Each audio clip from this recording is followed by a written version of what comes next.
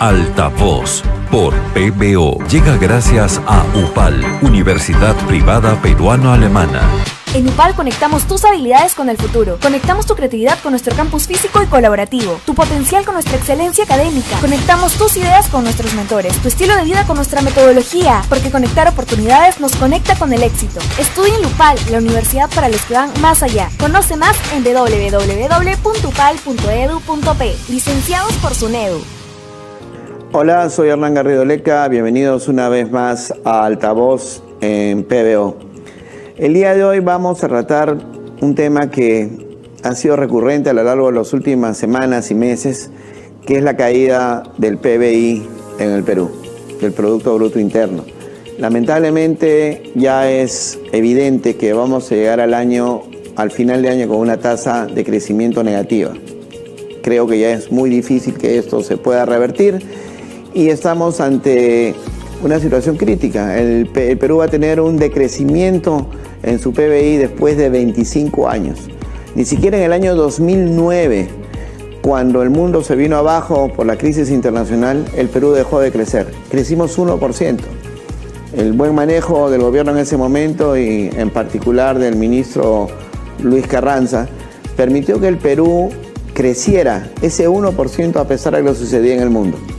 Lamentablemente no hemos tenido esos buenos manejos y el día de hoy tenemos un ministro que incluso el anuncio más importante que ha hecho es el de la recesión. Vamos a ver un informe que ha preparado nuestro equipo y después vamos a estar con el economista José Luis Tapia, que va a compartir con nosotros sus impresiones y sus opiniones respecto a esta situación. Vamos con el informe entonces. El Banco Central de Reserva revela un marcado pesimismo en las expectativas macroeconómicas del Perú para el cierre de este año y los venideros, cuando apenas unas semanas atrás se negaba que estábamos entrando en recesión. El Banco Central de Reserva del Perú, en su nota semanal, informó sobre los resultados de su encuesta de expectativas macroeconómicas de octubre, en la que participaron empresas, analistas y entidades financieras. Estos resultados revelan un claro pesimismo en cuanto a la evolución de la inflación, el tipo de cambio y la economía en general para el próximo año. Las expectativas se orientan hacia un escenario pesimista para el cierre del 2023 por diversos factores: la crisis económica, la alta probabilidad del fenómeno El Niño y que podría prolongarse hasta agosto del 2024, el dólar que ha pasado la barrera de 3 soles.80 y la inseguridad ciudadana, que ha dejado de ser una percepción para convertirse en un factor que aleja a la gente de restaurantes, zonas comerciales como Gamarra y las galerías del centro de Lima. Pablo Macera, director del Instituto Peruano de Economía y del Banco Central de Reserva, explicó el pulso actual de la economía peruana y los riesgos a los que se enfrenta en medio de una recesión, término que, según indica, distrae en lugar de brindar un diagnóstico acertado del momento. Además, detalla los factores y los efectos de un posible cierre del PBI cercano al 0%, pese al 3% previsto a inicios de año. Eso significa casi 30 millones de soles que no se incorporaron en la producción del Perú.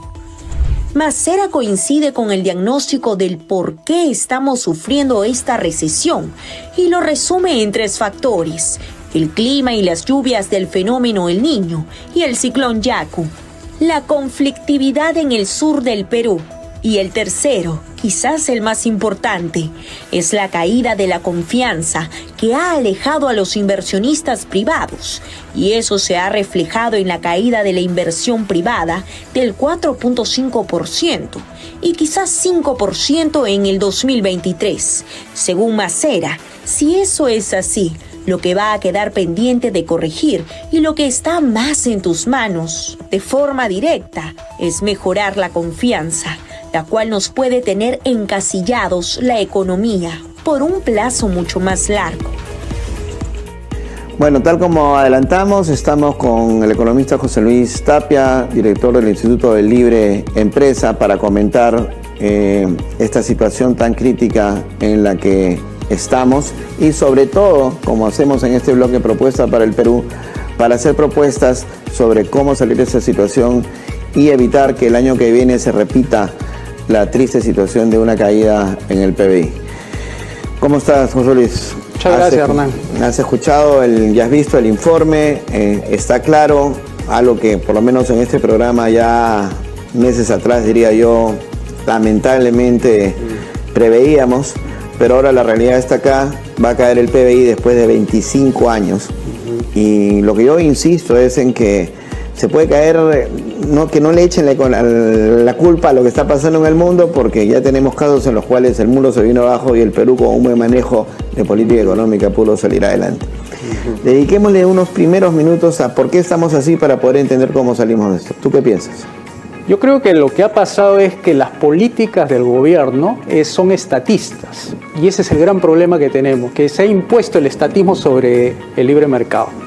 Y uno mira, por ejemplo, la curva de gastos no financieros del gobierno, y tú miras cómo va creciendo, logarítmicamente va creciendo, mientras el PBI va decayendo desde el 2011.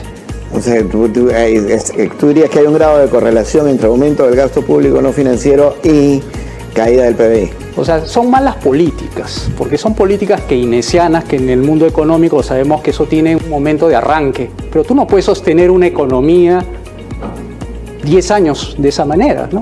Todos los años siempre hay incrementos del presupuesto público en tasas de 10%, 11%, cuando la economía crece en 6, 5, 3, y ahora se ha acelerado tanto y ha incrementado en 13% el presupuesto del gobierno para el año que viene.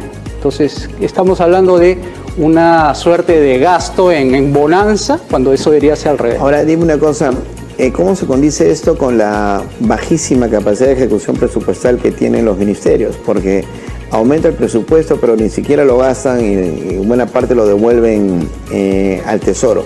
Yo sí creo que es una muy mala señal que el Estado siga aumentando su rol en la economía. Sabemos que el empleo lo genera el sector privado. La caída de la inversión privada es impresionante lo que ha pasado. Sí. Pero el otro día estaba Carlos Paredes, la nata acá, y él decía que este crédito suplementario, el último que se dio, era como tomar sopa con tenedor, ¿no? Porque efectivamente no había capacidad de gasto. Es una combinación perversa, ¿no? Pero vamos a qué podemos hacer. O sea, el diagnóstico es claro. Más sector privado y menos Estado. Eso es lo que nos estás diciendo. O sea, lo que nosotros proponemos desde el Instituto son 5 reformas liberales. ¿Cuáles son? La primera, la política. La segunda, la económica. La tercera, la educativa. La cuarta, de salud. Y la quinta, de pensión. Las 3 últimas es la social, digamos así. Las 2 primeras es el arranque. ¿Qué implica la política? A ver, en la política tenemos que hacer una reforma institucional. Por ejemplo, en lo que es seguridad. La gente pide a gritos, hay que resolver el tema de la seguridad, y para eso tienes que reformar la policía, tienes que reformar el sistema judicial, es decir, Poder Judicial, Fiscalía y Policía, para que se articulen bien y puedan brindar un buen servicio de seguridad. En la parte económica hay que abrir todos los mercados, hay que desregular, privatizar y aperturarlo todo. Y para eso necesitamos pues que el tamaño del gobierno baje, en eso que me refería al comienzo. Vamos, aterricemos ahí por un momento. El primero, estoy de acuerdo contigo. Además, lo que se han hecho es una serie de reformas del sistema electoral que lo que buscaban era desacreditar a todos los partidos políticos para que ganen la única manera que pueden ganar los caviares, que es descalificando a los enemigos y corriendo solos, ¿no? Pero en la reforma económica quizá tengamos algunas diferencias, sí, claro. Pero, por ejemplo, ¿qué implicaría eso? ¿Qué piensas de Petroperú, por ejemplo? Que es algo que probablemente vamos a estar de acuerdo. ¿Qué hacemos con Petroperú? A ver, como esto viene dentro de un paquete de reformas, la que es de Petroperú implica que hay que privatizar, pero yo no lo haría como en los 90. Nosotros lo haríamos del tipo accionariado difundido, que la gente decida qué hacer con Petroperú. Si quiere vender las acciones, que lo venda en los mercados de capitales. Si no quiere, se lo queda. Pero hubo experimentos así en los 90, ¿no? La de participación ciudadana, claro, de Telefónica. El Banco Continental, Telefónica, yo compré incluso acciones en aquella época. Pero la otra cosa sería hacer un aumento de capital y el que entre se comprometa a hacer ciertas cosas, ¿no? Como el ramal norte del oleoducto, para darle comer esa refinería que tal como está, es un verdadero elefante blanco, ¿no? Mira, eso lo decidirá el sector privado. Uno no puede adelantar opinión porque uno no es empresario, ¿no? Pero en fin, lo importante es que si la gente tiene la responsabilidad de decidir qué hacer con Petroperú, va a decidir qué tipo de gerente va a poner, cómo lo va a capitalizar, si va a ser joint venture, si lo va a vender finalmente a otra empresa. ¿Qué más implica la reforma del Estado? Las AFPs, por ejemplo, ¿qué piensas? Mira, yo primero, antes de comenzar a darte la parte de pensiones, quiero terminar la idea esta de la reforma política, que es disminuir el número de funciones que tiene el Estado. No puede ser que tengamos 19 funciones y nada las hace bien todas, y hay que disminuirla por lo menos a justicia, seguridad y obras públicas. Ya tú verás que es una reducción del tamaño del gobierno, que ahorita, por ejemplo, gasta 222 mil millones de dólares en lo que es gasta 232 mil millones de soles para lo que es presupuesto público, cuando eso podrías bajarlo hasta 80 mil millones, reduciendo el número de ministerios. Pero déjame ahí simplemente para ponerte la cuña y a ver qué me contestas. Como dirían los viejos comunistas, hablando de Lenin, a quien le atribuyen la frase, salvo el poder todo es ilusión. Míralo a Milei, hizo algunas propuestas de este tipo y vamos a ver cómo le va. O sea, no es mal candidato. ¿Ah? Es mal candidato, pero las ideas son buenas. Estamos mal representados. Sí, por supuesto que sí. ¿No te sientes representado tú por No, Milei? para nada. Yo soy liberal clásico y él es un libertario, y los libertarios son, digamos, antagonistas de su propio destino. Dice, se niegan a participar en política y luego están participando en política, ¿no? No, y lo del Banco Central, por ejemplo, también es un sueño. Nosotros, por ejemplo, planteamos el patrón oro, como hubo el Perú antes de 1950, ¿no? Con Leguía, 1930, patrón oro. Eso es lo que necesitamos, no necesitamos dolarización. El dólar está más bien en caída. Ahí nomás ves el BRICS, cómo está caminando junto con la India, Pakistán, Brasil, todo eso. Están buscando alternativas frente al dólar. El dólar es una moneda fiduciaria, ¿no? Bueno, cuéntame ahora, hemos hablado de la reforma política, la parte económica, que me queda claro, menos Estado, más sector privado, y en la parte social, estos 3 puntos de los que me has hablado. Mira, lo que quiero poner en contexto es, estas 2 reformas políticas para cambiar el sistema. Nosotros nos encontramos en un socialismo. Hay que salir del socialismo y entrar al capitalismo. Y para eso necesitamos hacer esas primeras 2 reformas, la política y la económica, y las 3 sociales para hacer la transición suave, ¿no? Y ahí vemos los vouchers, privatizar los colegios, las universidades, entregárselo por accionariado difundido a los profesores, maestros, directores, tanto los hospitales, los colegios, como los activos que tiene la ONP. Los clásicos, todo, ¿eh? Sí, por supuesto, es que lo que queremos es no repetir los 90. Si bien se hizo algo en los 90 en las reformas, pero se pudo haber avanzado más. Eso me acuerdo que lo dijo Fritz Dubois, que dijo, teníamos 700 decretos legislativos y solamente hicimos 300. O sea, todas las reformas de segunda generación las pudo haber hecho en los 90 y no las quiso hacer. Entonces ahí faltó convicción ideológica. Entonces, haciendo esas 3 privatizaciones, la de educación, la de salud y de pensiones, lo que hacemos es justamente darle a los más pobres, a ese 30% que ahorita creció de pobres, dárselo para que ellos hagan esa transición, ¿no? Que las hicimos en el gobierno del cual fui yo parte, incluso como ministro de Salud, que fueron, por ejemplo, este sistema de concesiones en el salud, el Hospital Barton y el de Villa María del Triunfo, que creo que han funcionado con mucho éxito. ¿Tú qué piensas? ¿Conoces esas experiencias, la del Barton y la de Villa María del Triunfo? No tengo yo digamos así, los documentos y todas las privatizaciones, pero siempre que hay que entregar privatizaciones, no hay que hacerlo de forma descontextualizada. No, esto era, tú sabes que hay bata blanca, bata gris, hay varias formas de llevar adelante es una privatización de los servicios, porque en realidad la cara a la gente sigue siendo de salud. Pero tú entras dentro y como la gestión es privada, es realmente una gran diferencia y están todo lo que es satisfacción del cliente, ¿no? Claro, pero como vuelvo a repetir, para hacer privatización no puedes hacerlo de manera aislada, tienes que hacerlo dentro de esas 5 reformas liberales que me he referido, porque si tú pones a andar las privatizaciones, la gente va a decir, pero voy a pagar mucho por los servicios médicos que me van a atender. Sí, pero ahí viene la reforma económica, que abriendo los mercados generas inversión privada para que se leen los ingresos, que se puede llegar hasta 20 veces lo que ha llegado Qatar. Qatar es $120.000 al año en promedio, no al más rico. Bueno, eso significa tiene todo el 40.000 soles mensuales. O sea, si eso puede hacer Qatar siendo un monoproductor, que es el gas, ¿no? Y nosotros tenemos una diversidad de fuentes para hacer riqueza, entonces nosotros tenemos una potencia como para hacer más ingresos que eso, ¿no? Y para eso hay que hacer reformas liberales, ¿no? Vamos a hacer una pausa y regresamos.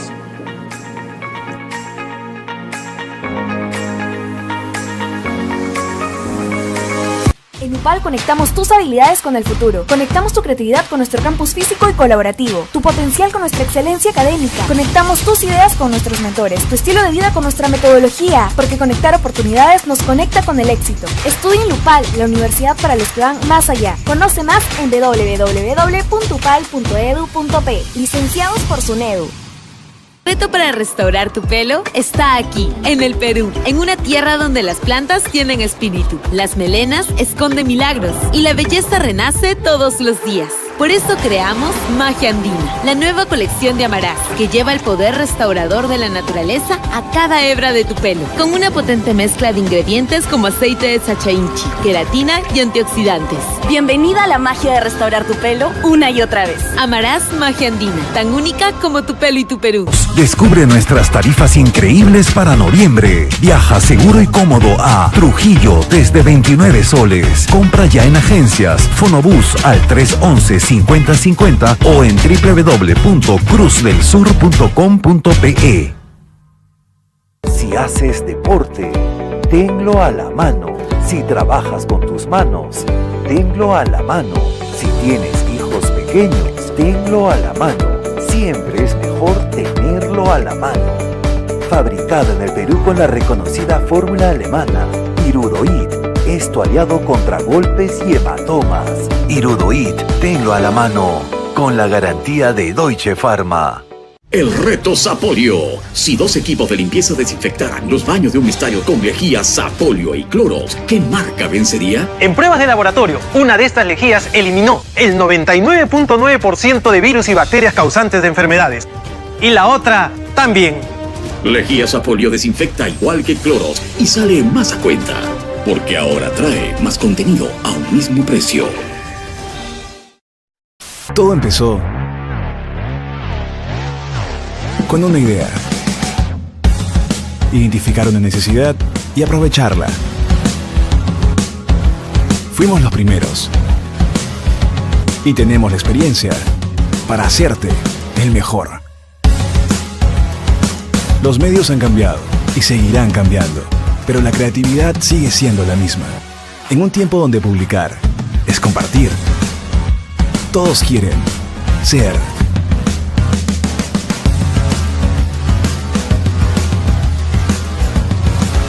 ¿Te has preguntado qué quieres ser cuando seas grande? IPP, el mundo es de los que saben comunicar. Los colores rojo y blanco, ¿qué significan para mí? Compromiso y sobre todo trabajar en serio. ¿O está mal ser serio? Ojo, seriedad no significa dejar de sonreír, no. Seriedad es dedicarse y comprometerse. Y eso es lo que la gente espera de nosotros. Porque antes de depositar su dinero, necesitan depositar su confianza. Podemos equivocarnos, pero vamos a corregirnos con la misma seriedad. Si estoy aquí, es porque soy cliente hace 8 años. En serio. Hablemos de ahorro, de solidez, de confianza. Como mereces que te hable tu banco. Scotiabank, hablemos en serio. ¿Sabían que en Nochebuena hay gente que no está dispuesta a cambiar su panetón de siempre? Lo curioso es que cuando prueban Blanca Flor dicen que es mucho mejor en textura, aroma, sabor. Pero Navidad no es solo Nochebuena.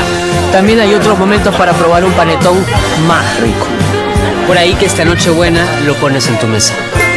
Blanca Flor, el panetón que puede gustarle a todos. Los mejores alfajores del Perú los tiene Fausta, una pastelería tradicional donde encontrarás limones de convento, guargueros, turrón de Doña Pepa y todos los dulces de tu infancia, con el mejor manjar blanco casero. Encuéntranos en Rappi y por delivery al WhatsApp 989-496-359. Fausta, el hogar de los dulces peruanos.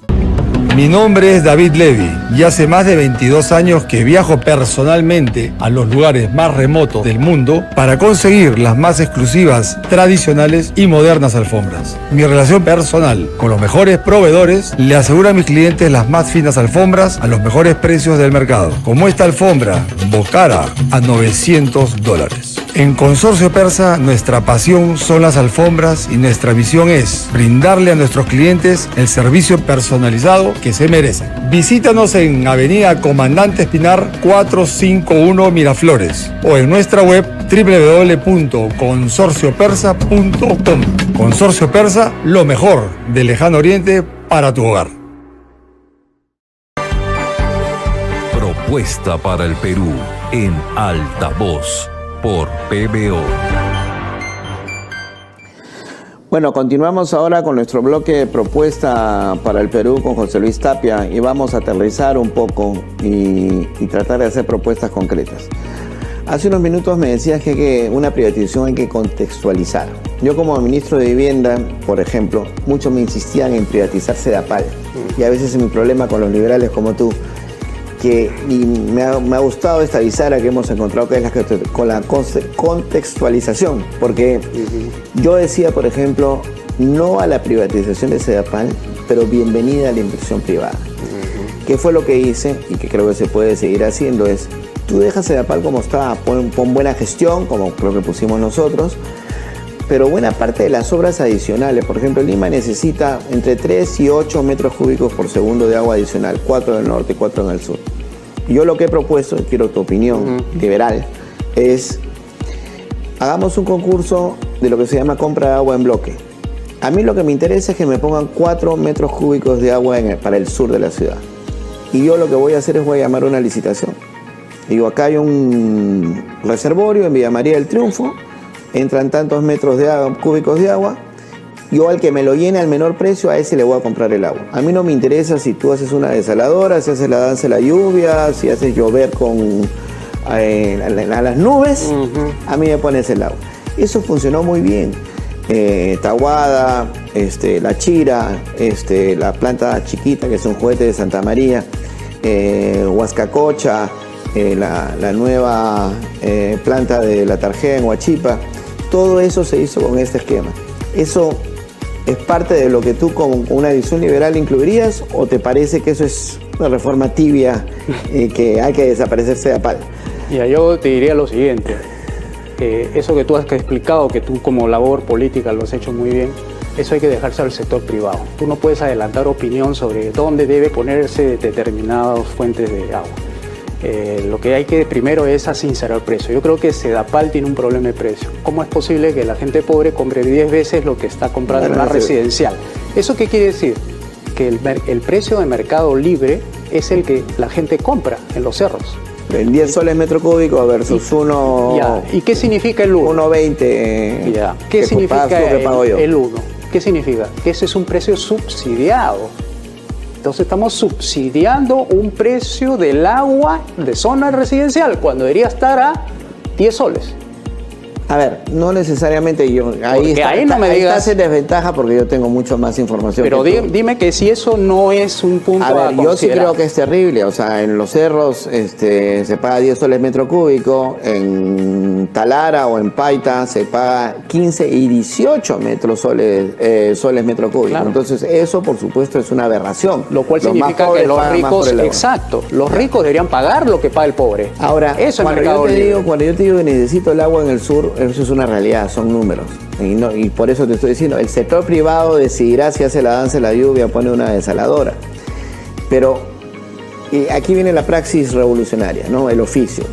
Tú me estás planteando una cosa que a mí me parece razonable, que el sector privado decida eso, y hay mucha gente cada vez más, creo yo, que quisieran privatizar Sedapal. Pero te metes en un problema político que puede retrasar tu acción, tu decisión, y en los 5 años no lo haces.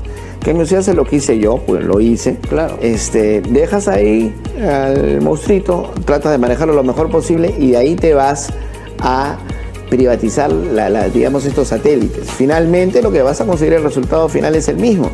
Es decir, la inversión privada va a hacer que aumente la oferta y por lo tanto baje el precio, ¿no? Pero Hernán, recuerda, tú has estado en un gobierno que no era precisamente liberal. No se hizo las reformas liberales para darle justamente esos ingresos a las personas para que puedan pagar esa agua de 10 soles, no de un sol. Pero nosotros redujimos la pobreza en 22 puntos.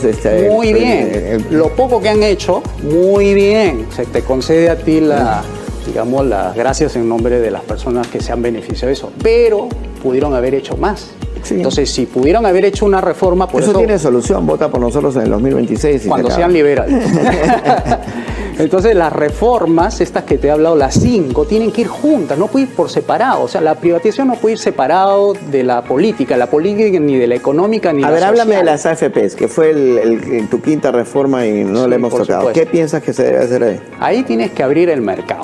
O sea, tienes que decir, hay que eliminar las leyes estas de pensiones para desarmar el sistema y crear un mercado libre de pensiones, que no es lo mismo. Como en Estados Unidos de las cuentas individuales de retiro, ¿no? Okay. Las personas van a elegir qué sistema va a entrar, si el bancario, el financiero, o esos de que le ofrecen, yo te manejo tu dinero, yo lo invierto en terrenos, inmobiliarias. Bueno, déjalo al mercado que haga pero repito, esto no se puede hacer aisladamente, tiene que ir con la reforma política y reducir el tamaño del Estado. Además, para ello sí creo que hay un rol de tutela del Estado, lo hemos visto en los fondos de inversión no regulados en este momento que hay en el Perú, que muchos han sido una estafa, han sido esquemas Ponzi, porque simple y llanamente hay una asimetría de información entre los que proveen el servicio y los que lo usan, porque para entrar en cierto tipo de fondos tú tienes que ser un inversionista calificado, dirían, en una economía desarrollada y tener ciertos conocimientos de finanzas para que no te metan el cuento como lo han metido, lo hemos escuchado en los últimos meses, ¿no?